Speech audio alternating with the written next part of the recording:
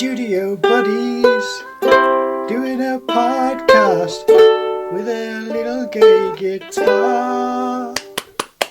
Woo! Hello and welcome to the Studio Buddies podcast with me, Simon. And I'm Jamie. And today we're going to be discussing a special little kind of catch-up that Jamie and I did at one of the National Trust sites in this country. It's kind of like a national park for anyone who's not in the UK. Yeah. It's just areas of outstanding beauty that have been protected and put in this group of places where you're supposed to have a membership card. But we kind of just snuck in and got around and just enjoyed ourselves without having to pay the man, you know?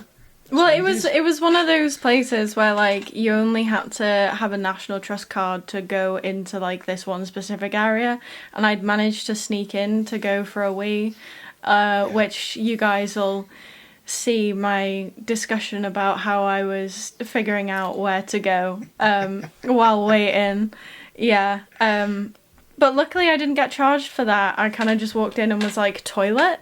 So, yeah.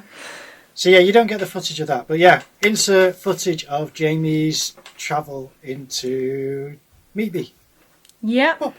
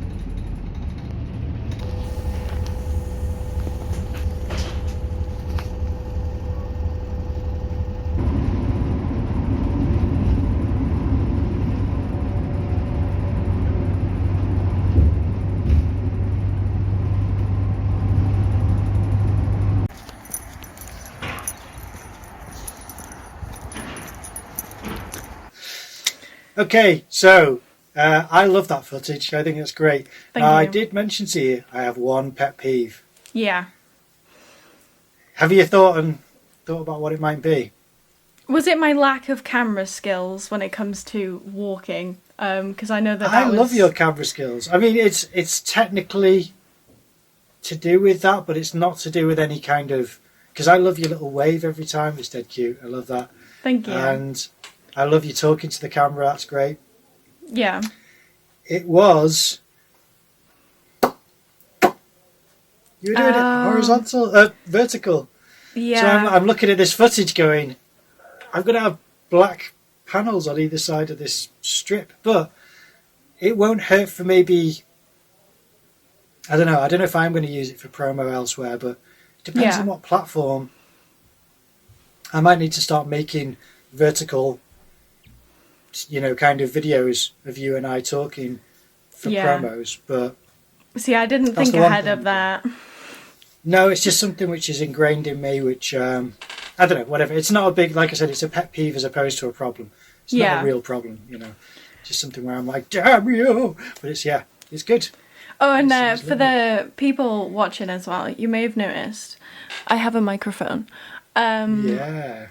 It's called Mascarpone. Me and my partner decided to give it a name. Mascarpone the microphone. Right.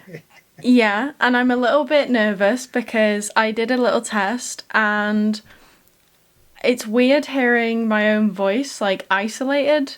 So yeah, this is going to be a new thing. It's very bizarre to me. Is Mascarpone the company name, or is it a name that you've given it? We gave it the name. We went through like a whole list of names, like Martin, Michael, Michelle, and we landed on Mascarpone, and I thought it worked really well. Is it to do with the mascarpone cheese? Yeah. Yeah, because I was like, it's incredibly similar if it's not. It's like, well, no, have you never heard of mascarpone? I was thinking it's got to be related to the cheese. Yeah. So yeah, this is gonna be different. We'll see. And we'll see. My microphone, you may have noticed, is no different whatsoever. It's all the same quality, but I'm going to try and improve on that in the future. For now, I am recording on my phone, and I will purchase a camera. I have a microphone, but I need to hook it up and blah, blah, blah. I'll try and get that sorted. Yeah. For now, one half better. Back to our adventure, though. Yeah.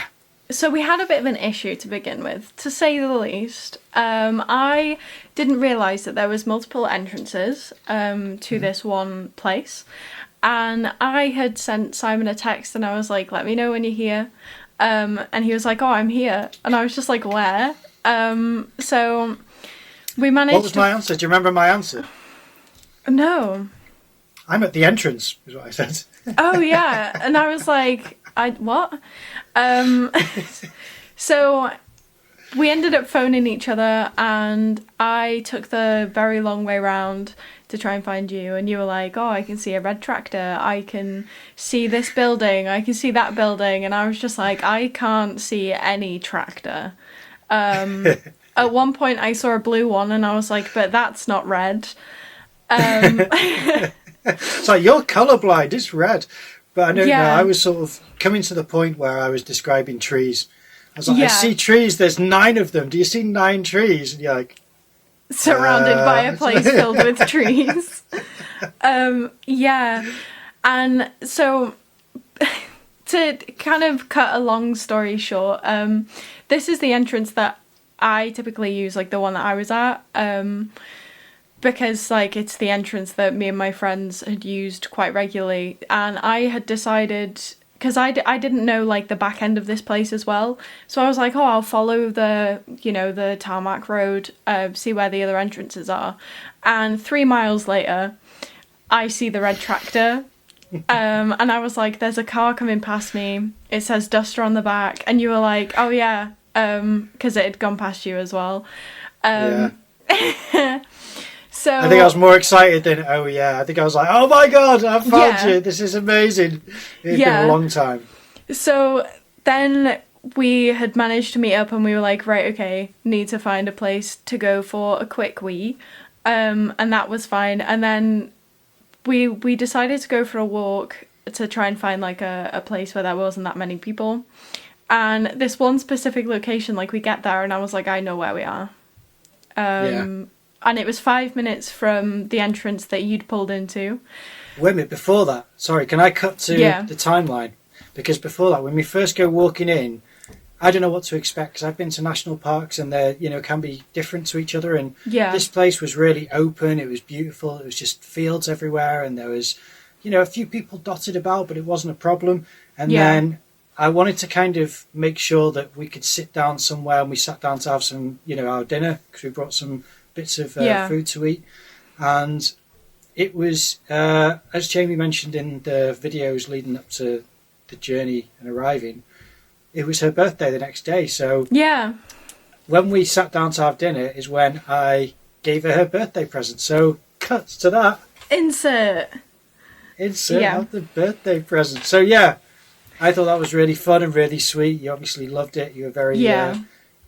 grateful and kept saying thank you. Well, everyone knows, they've just seen it, but it was really sweet. It was really nice. And I, when I purchased those pens straight away afterwards on Instagram, I kept seeing all the professional artists that I follow posting about those specific pens. Yeah. So I was so psyched to give them to you. I just thought, this is the professional pens. So that was cool. Yeah. We mentioned in the last episode about fine liners and how was it the last episode? I think it was, where you'd said that they just didn't last long enough. It was the episode where we talked about materials that we didn't like. Yeah. Yeah. Yeah, it was. Yeah, so maybe that was the one, not the last one, but the one before, or maybe it was. Yeah. I don't know. Yeah. That's where I had the idea anyway. And then after that is when we went and found the spot which you talked about, and we walked way past it, didn't we, first? Yeah. And then we went back to it again. Yeah. And I was like, oh, I could show you where I came in, and it was literally a 10-minute walk. So I walked 3 miles, and I could have just walked like 15 minutes. Yeah, But when Jamie Yeah. says she doesn't know the back end of this place, that's where you were really.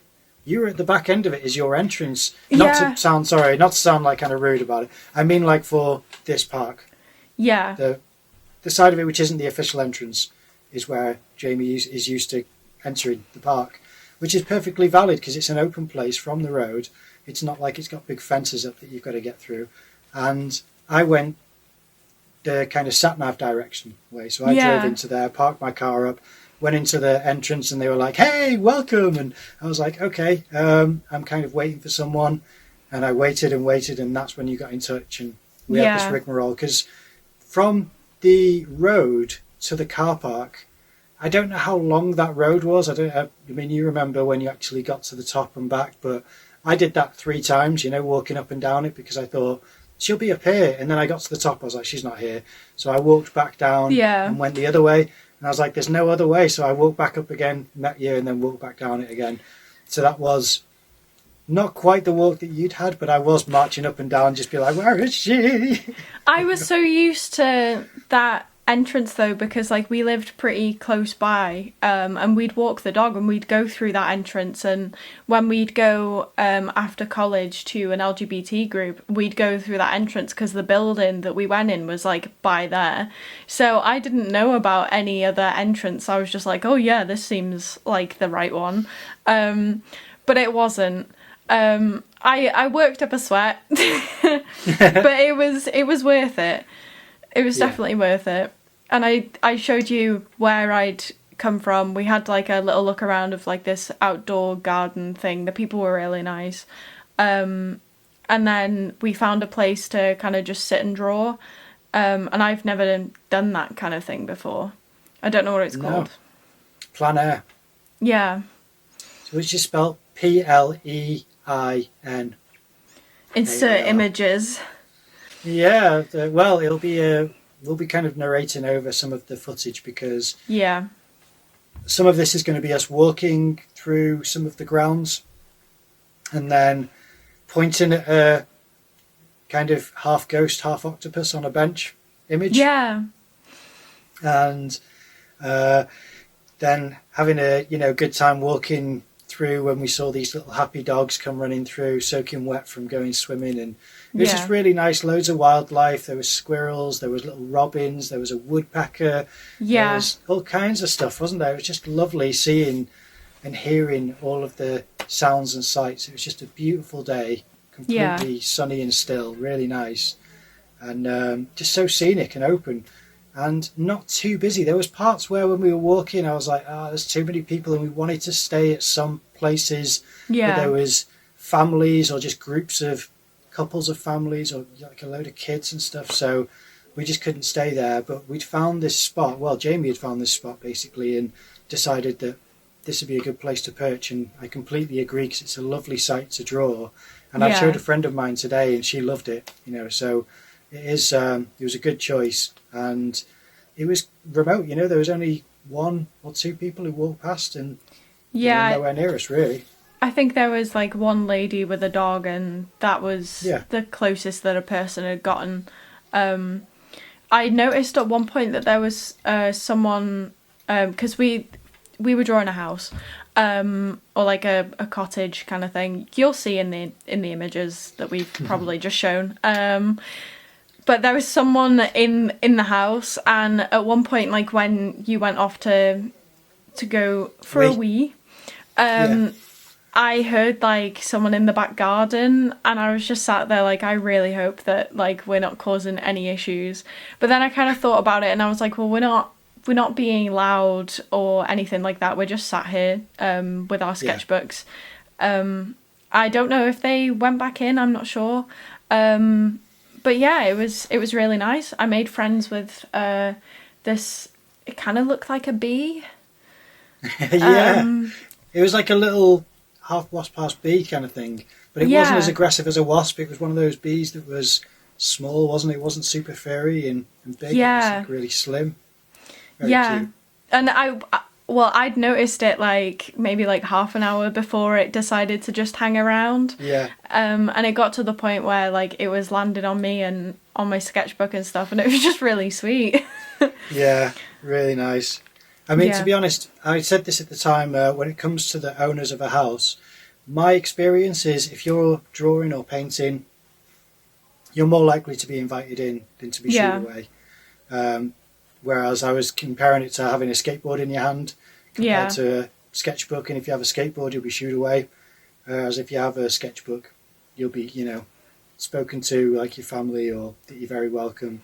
And that's been Yeah. my experience everywhere that I've been. I mean, I've been to places where I've had no money to get into a place, but because I mentioned I'm an artist, they just let me go in and roam around the place because they want me to be able to draw. And it's just a Yeah. lovely acceptance of people who mean no harm and want to appreciate looking at something. And that's how I interpret it anyway. It just seems to be really kind and generous side of people comes out when you show that you're there to do something creative and to kind of be an Yeah. observer, really, So It was a really nice experience. I got home and I realised I had like a slight tan as well.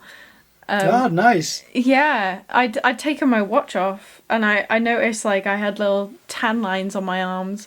Lovely. And I was so excited for Sam to get home to kind of tell him like what we'd gotten up to because it was so Yeah. nice. Yeah, it was a really nice day. It was really Yeah. good. The drawing side of it, it's been a long time since I've practiced drawing, so I was really frustrated. And I say on, I say on camera, we won't be playing the audio from our conversation, but I was Yeah. expressing to you how much I wanted to just give up. Not altogether, but just give up on that drawing. Because I was just Yeah. like, it's just annoying me how poorly I draw these days. But it's still, looking back at it, I'm glad we did it, because you've got to accept the hit sometimes and just do it. Do a drawing, and it doesn't matter how it turns out, you've made the effort. And then the next time you go, you just like try harder, do whatever you can to push. And at the time, because I was really frustrated, that's when Yeah. I started to say, right, look through your eyelashes. I've got to decide not decide, but I've got to discover where the light source is so that I can really exaggerate and heighten the shadow, because I know that really improves the drawing immediately. Yeah. Is that if it doesn't look great, then find where the light is, because then wherever the light isn't, you just shade it. Not I too really dark. liked yours though. I really liked it. Oh, you're kind. Well, thank you. And don't get me wrong, I'm not going to say I do better than that normally, because I don't. I just don't draw very often, but I expect better from myself. So I'm hard on myself, but I do recommend anyone who draws, be hard on yourself. Be kind of, expect better, and don't be too gutted when you don't get there, but just Yeah. strive to improve constantly, because you can probably push harder. I know that sounds like tough love, but that's what I tell myself, which is why I always look for what's wrong with it and why I try to push to do better. And you can always see mistakes. Well, I say you can. If you really work at it, you can always find mistakes in your drawing. And I Yeah. think that's a good thing. I really do think it's a good thing to find what's wrong with your drawing or painting. Because if you just do a drawing or a painting and you're like, I can't see anything wrong with that, and other people can, you're not training your critical eye well enough to Yeah. identify your weaknesses, or to really, analyze where you've not observed keenly enough or rendered sharply enough. So I really instill that in people who I care about and want to help them develop their talent, is to be hard Yeah. on yourself. Try to be your toughest critic, really. Definitely.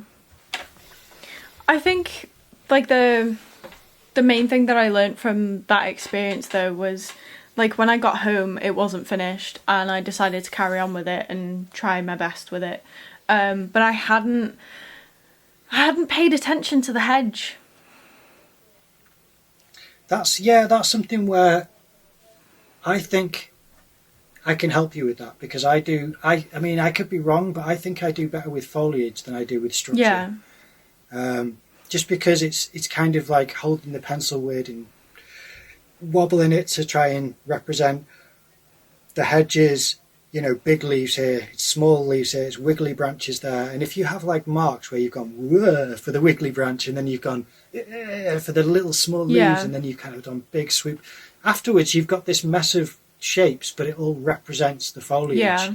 And then it's just a case of shading in between, which really helps it become a fully rendered image. Yeah, you know? I was getting quite frustrated with it afterwards because, like, I couldn't remember what the hedge looked like.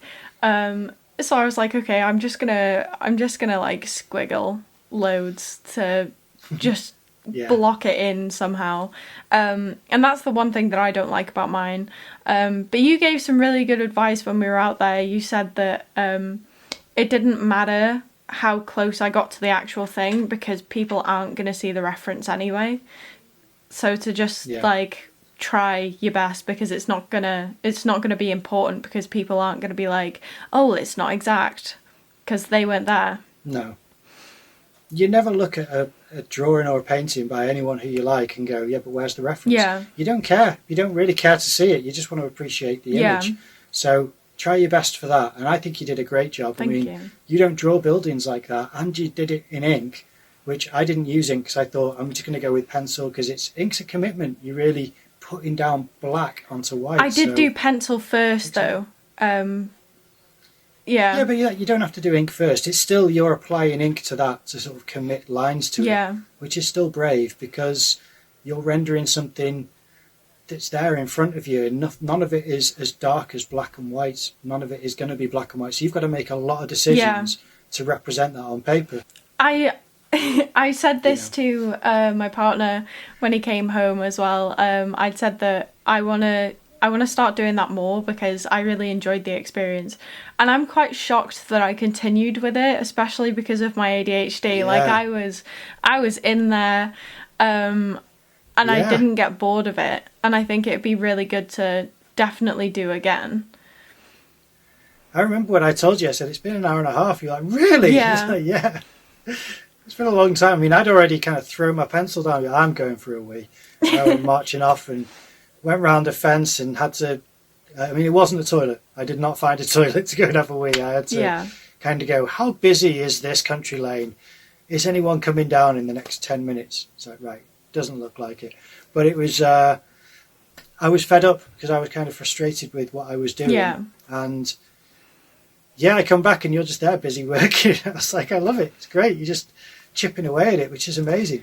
You know? I genuinely didn't think I'd be able to hold my concentration for as long as I did. Like, I don't think I could draw that specific cottage again because I'd end up getting bored. So I think it'd have to be like a different building every time. Otherwise, I'd just be like, I've drawn this before. Well, the bricks were tricky, weren't they? Because it's a lot of repetitive... kind of pattern that you're trying to lay down, and I didn't really have a great strategy in place, so I was trying to figuring it out as I go. My favourite part of my drawing is the chimney, because I managed to get the bricks right on the chimney. What would you say is the favourite part of yours? I like the bricks on mine as well. Like, I wasn't trying to plan out, like, where each brick was. I was like, as long as it looks like bricks, then people are going to be like, bricks. So, yeah, at one point, I wasn't even looking at it. I was just like, I'm going to place bricks and see where it takes me. Because, like, having to plan out, like, how many bricks were in a row and all that, I was like, no, I know how bricks are generally laid. So if I can kind of just get that basic thing down, then people are going to look at it and go, it's brick. Absolutely. Yeah, they do, and you did a great job of it, because it's really meticulous work of thank you. Kind of like, I have to fill this area with this pattern consistently where it looks like the perspective's applied to it, and you did it as well. I don't know if I did it well, but yeah. You did it well enough where I certainly didn't look and go, oh, your perspective's off, which is a good thing because bricks are in lines. That's a kind of challenging thing as far as the house. We weren't looking at it straight on. So you're doing those lines on a diagonal, but on a slight diagonal. It's tricky. You can get it wrong easily. I didn't do the tiles either. So I came home and I was just like, tiles. Trying to figure out, like, how many rows of tiles there were, and I kind of just winged it. I was like, okay, well, that's the furthest away point. The lines are going to get narrower, so if I kind of just follow that basic rule, then surely it's going to look like tiles at some point. Yeah. What's the thing? Oh, because you've already said that the foliage is your least favourite part. Yeah. Okay. I should sort of think about what my least favourite... I think my least favourite part of mine if my favourite part is the chimney, my least favourite part is the angles of the roof, how they don't meet. Now the truth is they don't meet on the building, but they don't do what I did. Mine are really dropped in height from one to the other, and they are dropped but only very subtly, and it's because one roof, I think it's the one on the left, vanishes at a higher point than the one on the right, but you can't see where it vanishes to because of the angle that we were sat, because we were sat low down, so you can't really see where it disappears to. But in my drawing you would be able to see it. So I just got those lines wrong. I didn't really work it out properly, and that really bugs me because it just looks incorrect when it's closer than it seems, but it's because I made that little mistake. It becomes huge. You know? I think my my chimney wasn't high enough, and I remember saying to you, like, my chimney is too low, and that's when you were like, well, people aren't going to see it, so it's not a massive deal. But the things on top of the chimney, like, they were a nightmare as well. I didn't enjoy those. Yeah, I mean, the chimney stack's one thing, but those little chimney kind of pots or whatever you call them on the top, those are tricky because they are shapes which I really enjoy doing, but at the same time I didn't do them well because the pencils I was using were the Mars Lumograph Black. And these aren't black wings. So with black wings you have a point and you can render this tiny little thing. These are kind of more stubby, and it is the way I've sharpened them. But they also draw kind of like that, and you don't get as specific a point. So I just didn't have that ability to, I don't know, be as fiddly as I'd like to be. So I messed that up. I know, I messed that up. I think it would definitely be worth, like, going again and maybe like the same place but the little barn thing. So the cottage that we went had this weird, like, it kind of looked like a barn but it didn't. It was pretty much just like this arched roof, no walls. We'll have it on the footage. We'll show the footage. I think that would be quite an interesting one. I'm not sure how. I'll tell you what was tricky. Go on. Sorry, go on. You're not sure how. I'm not sure how I'd go about doing it. No, you'd have to plan it out. I think I've got a couple of things that I'd like to do when we meet up next. Not if, when we meet up next, because we've got to meet up next. What I'd like to... what I was going to say was, what was really tricky with the subject that we were doing, the house we were doing, is that the light was really strong in all directions. So there wasn't any strong shadows. So when I was squinting to see where the shadows were, they weren't really there that much. And then when the light started to fade as the day was passing, you started to see a wall with shadow on it. And I was like, this is what I need. I need to heighten that shadow there and that shadow there because that shows the light is hitting this surface. And without that, you've got angles that you're rendering. Because I remember you asking me whether you should do outlines. And I was trying to say, like, I try not to because the drawing looks better if you don't. But you do end up doing that normally. But it's a great habit to not do outlines because when you're doing life drawing, you can either do an outline or you can do rendering. And if you go for just rendering, your drawing's completely different, and I promise you it's a different experience. You'll feel like you've leveled up where you're like, I don't need outlines anymore because I can just look at the shape of the shadow in the eye socket. I render that, then I render the nose, then the lips, then the chin, and you've just got a face developing. Then, get the rest of the body as far as in shadow. You can shade a whole shape for the skin if you like, and then rub out bits for the light. That's almost a better way of drawing than an outline, especially if you've never done it. So there are certain things I'd like to try. The one which I'd like to try with you next time we go is to say, let's set a time and say we're doing 10 minutes.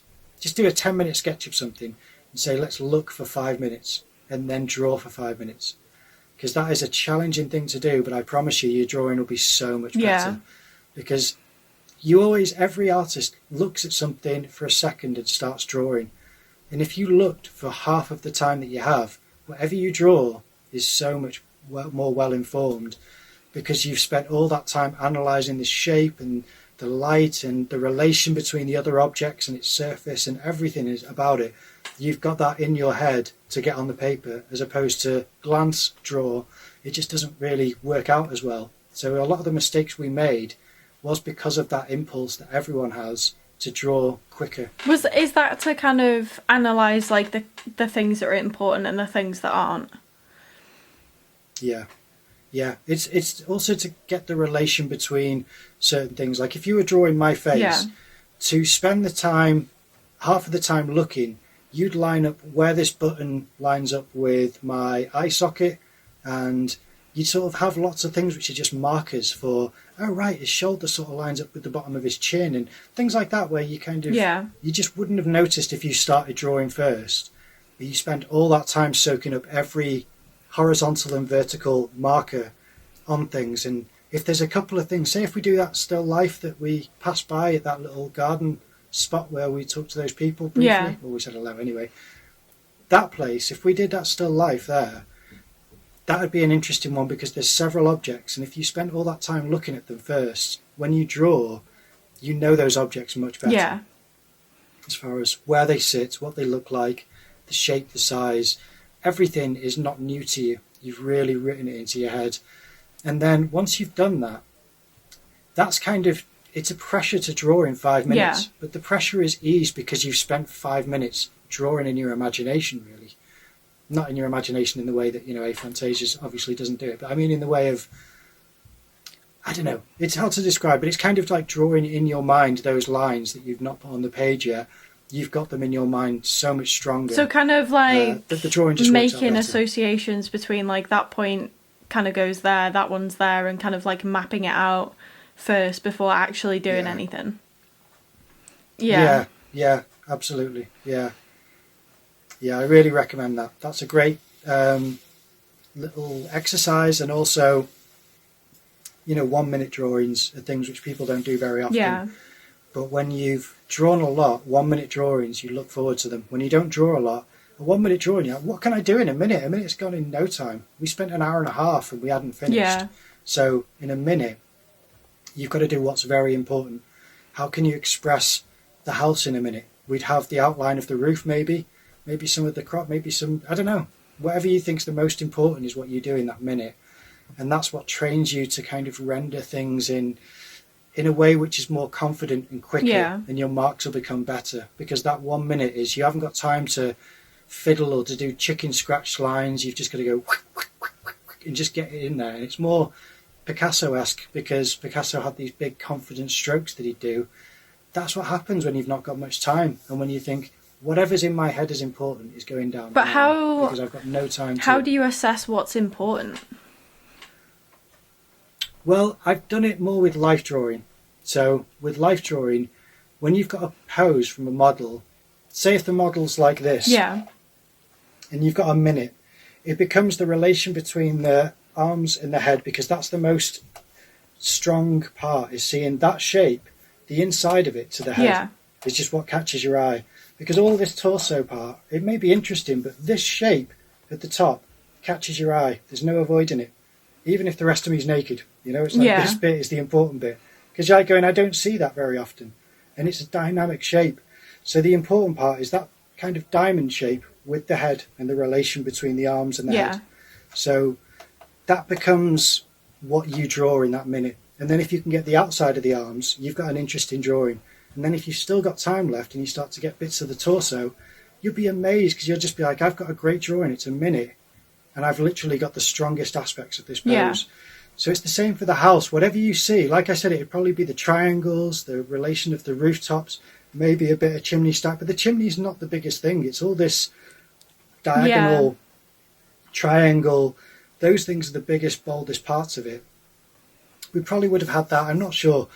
I can imagine it'll be that, because it's these shapes jutting out like that, like in diagonals. That was a real bold projection from the structure, So you don't even have to decide. It's just what is immediately coming out at me. And when I say what's important, it just means like that is the biggest part of the structure that is coming out at you. Yeah, it's good stuff. It's stuff which I've learned over the years of life drawing, and I'd love to show it to you, because for painting it's great as well. I mean, I think you noticed that when we sat drawing, I was getting frustrated, but I was getting a lot done quick. Because I knew that I didn't have time to kind of mess about. I thought, I've got to get this down quick, because it takes a long time to draw stuff. So the quicker you can get tone down, the more you're getting done. Yeah. And if you pretend like I've only got 10 minutes, you really get something down quick. I think it was definitely different for me because, like I've explained to everyone before, like my process is all working from photographs and kind of basing everything off that. So it was different, and it kind of reminded me of when I was in college and we did still life stuff, and you learn to measure like on your pencil, that kind of thing. And I remember in college I really didn't like it, and I don't know why, because when we were actually outside doing it, it was so enjoyable. Yeah. And it's something that like I definitely want to do again because I feel like I learned a lot from it. And I'm not sure if it's because when I was in college it was kind of like an enclosed environment, like in a room with something. It was just like, oh yeah, draw this. But I don't know, I've never been confident in just drawing. That's why I kind of lean towards paint. It's something that kind of, I don't know, I just never really enjoyed it as much, and that actually made it like a really enjoyable thing for me to just like sit there with my friend and just draw in this cottage. It was really nice. Yeah, it was perfect conditions for it. It wasn't a struggle because people do that in wind and rain. I mean, that's what Vincent did, was go out in the rain to paint plein air. Yeah. And sorry, Vincent van Gogh, in case anyone's new to the podcast. When we say Vincent, there's only one Vincent. And yeah. So yeah. If your name is Vincent, you're not actually Vincent. No. Sorry. Yeah. You're Vinny. Whereas, it's like that's the standard for plein air. You go out, doesn't matter what condition. People still do it. I follow people on Instagram who are out there in Manchester city centre with brollies and painting, and beautiful, amazing thing to see. I prefer the images. Well, I love their paintings, but I prefer seeing someone who takes a photograph from a step back so that you can see them stood there painting. I just think it's so beautiful to see the commitment. So yeah, we did it in really pleasant conditions. But to be fair, we didn't have chairs. We were sat on the ground and uphill. Uphill, yeah. And with little, insect friends coming in saying hello. And so we could have made it more comfortable, but at the same time, it was a nice day, so it was definitely easier for me to adjust to if it's windy, it would really bother me. And I think there was bits where, was there bits where the page was flapping over? It might have been slightly. Yeah, I thought I remembered that. I did another one today, basically. I did a quick plein air today whilst waiting for my friend to go and get ready for us to go for a walk. And while she was getting ready, I was drawing something in her garden, and it was doing the same thing. The page was coming up, and I was just pushing it down with my little finger. But yeah, it's great. I love plein air. I think it's, I don't know, everyone that's watched has known that I absolutely hate sketchbooks. They are the bane of my existence. But I don't know, I think if I continued with a sketchbook to do that kind of thing, I'd enjoy it more. And I've started to consider, like when I go out somewhere, especially with like my partner, or when we just go for walks, when we go to visit his mum and stuff, I've thought about like now actually taking a sketchbook and some pencils to just go and draw something, because we always go to some nice scenic place, and I've said it to him, like it's something that I want to do with him as well, because I think it's just a fun day out. I mean, there isn't that much pressure to get it dead on, like right, and it's just kind of enjoying someone else's company while you both draw. And no one sees the reference. Yeah. And like I said this to you the other day, like when we were saying goodbye and I was walking away, I was sad. I was like, I didn't want this day to end, but it has. Yeah. Yeah. It was really nice. I was beaming as well. I mean, we both kept turning around, being like, bye. It's like, oh, this is so much fun. It's nice to meet up. I mean, it's not something which I do ever. I don't meet friends. I know that you've still got a bit of a social life still. I'm getting a little bit of one now, but I haven't had. And your birthday was the exception, just like things with my other friend is the exception, where I'll go to meet her for certain things under certain conditions. Just like with yourself, I've got kind of boundaries where I can't cross at the moment. and Yeah. which is kind of fine because we don't really have to. But it's it's just nice to meet up, and then the day was just great because we had a bit of everything. We did the exercise, we did the gift, and we did the socialising and fun, and we got a drawing done. It's just great. Yeah. It's really fun. I mean, I'd gladly go out with paints and do the same thing if you're up for a plein air painting. I think it would be interesting to maybe like try watercolour. Yeah, well, I'll tell you what I know about watercolour when we're out there, because as you know, I enjoy watercolour. It's something which is very difficult, but I seem to have found a happy place with it for now. I don't want to sound too cocky, but I don't know, I'm kind of comfortable enough to use watercolour, which I never used to be. Yeah. And I feel like for me, you're a safe person for me to be around if I mess up, because you'll be like, it's okay, don't worry. As I'm like, I've done it wrong. Whereas like, I think if I went on my own or with someone else to try and do watercolour, I'd just end up going home. I'd be like, no, this is not going well for me. I've been there with doing it wrong. I mean, when you do it wrong with watercolour, I was going to say there's no getting out of it. There kind of is. There kind of is a way out of it, which I told you about on that day. And it's not easy. It doesn't always work, but it's worth trying. And I'd love to. I'd love to do that. That'd be great fun. Yeah. So I recommend it. I either need to find my watercolours or I need to get some more. I don't hoard watercolours like I hoard every other kind of paint. Yeah. Well, I've got 4 sets, so if you can't find them, oh my god, I'm sure I could bring some out. You could use. Yeah. They last forever as well. Well, they should because of how you use them, depending on how you use them, anyway. Yeah. If you're not just like mixing the colours on the actual paint like directly, like some kind of heathen. Yeah. That is a break in my actual painting process, because normally I mix the colour on the canvas, and you can't do that with watercolour. You can, but it's so much harder. You may as well mix it in the little wells that you have, and because you've got to use a lot of water to dilute the pigment, and then to try and get the right hue, I suppose.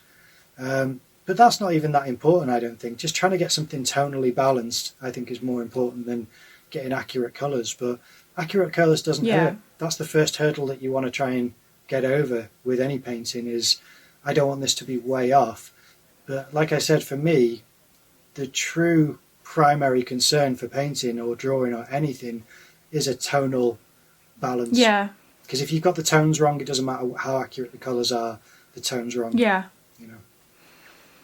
That's why you need to squint at it, which is something I learned from you. Yeah. Yeah, I was so happy when you read that Vincent book and said that that's how he said he did his expressionistic painting, was to squint and then apply the colour heavily. Beautiful work. Yeah. Great space, amazing day. It's kind of a little special episode for us, really, to show us catching up, because it's not something we get to do very often. But if you do like it, leave a comment about what you liked about it, or what you'd like to see us do, and see if we can do it. And nothing like I want to see you do it on a roller coaster, because I'm not doing it. Maybe next time we might be able to get some like microphones, maybe like the ones that you attach to like your belt and you like clip it. So we could try doing that possibly, so that if we do have like any kind of conversation, then it's not going to be lost in everything else. That'd be good, because I don't know what the audio's like. I've not watched the video. I've just had to back it up to make space on my phone, because I film quite often at the moment. And so I'm going to make sure that's available for us to talk over. So that's what we'll be looking at, I imagine, on this episode. Is a lot of it's going to be bits of us walking around and bits of us drawing, and then our drawings. I'm going to show you what we did. But thankfully, once in a while, periodically, whilst drawing, we would turn around to the camera and show what we're up to, which is nice to kind of show how much we've got done, which is good. Yeah. It was you that initiated that. You'd be like, this is what I have so far. And I was like, oh yeah, we're recording. But the sun was so strong that when you did it, you could tell you were like, can you see that? Can you not see that? It's just looked like a big white blinding sheet really for the camera. But you can see it. I took screenshots. You can see it. I'm so glad, because like the phone, it was so bright that the phone just looked like a black screen. Yeah. When I was trying to frame us like, in the picture, I was like, "Is that us?" Yeah, I could see me there because it was so bright. Such a nice day. Yeah. Unreal. I'll have to see if my partner would be up to come in next time, because I think he'd really enjoy it as well. Yeah. And you can have like a chance to properly sit down and talk with him. Yeah, that would be nice. Yeah, absolutely. That'd be fun. I think it would bore him as far as we're going to be sat down going, right, an hour and a half of drawing or painting. I'll just be like, all right. Great. No, I think he might go for it. Yeah. Because like when I mentioned it to him, he was quite open about doing something like that. Cool. Oh, that's good. Yeah. Nice, because I was thinking that I think we were quite comfortable talking whilst we were drawing. It wasn't something where we had to stop drawing to talk, which is good. Yeah. It's a handy thing to be able to do.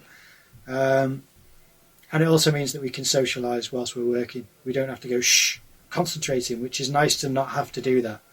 Because it's a lot of... and I think like the times where we were silent, it wasn't awkward. It was kind of just like... studious. Sitting there and... Yeah. Yeah, it's nice.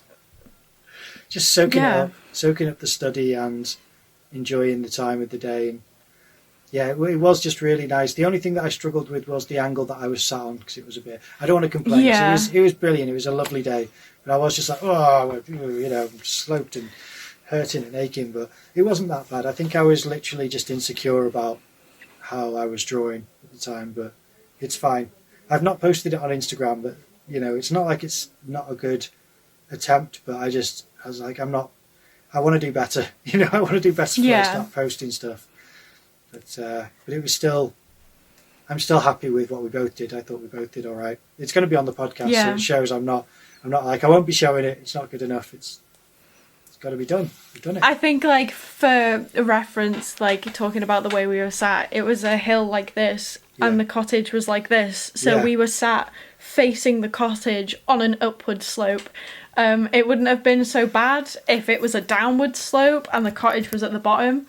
But you had to sit at, like, a really awkward angle to get comfortable and actually see what you're doing. Yeah. I got stung a few times. I'm not sure what by.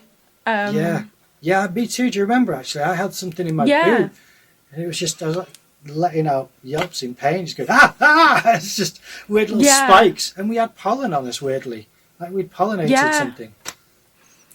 We just had, like, these, like, circles of just, yellow like powder. A mustard yellow. Yeah. Yeah. And I was like, what is this? And you were just like, oh, it's pollen.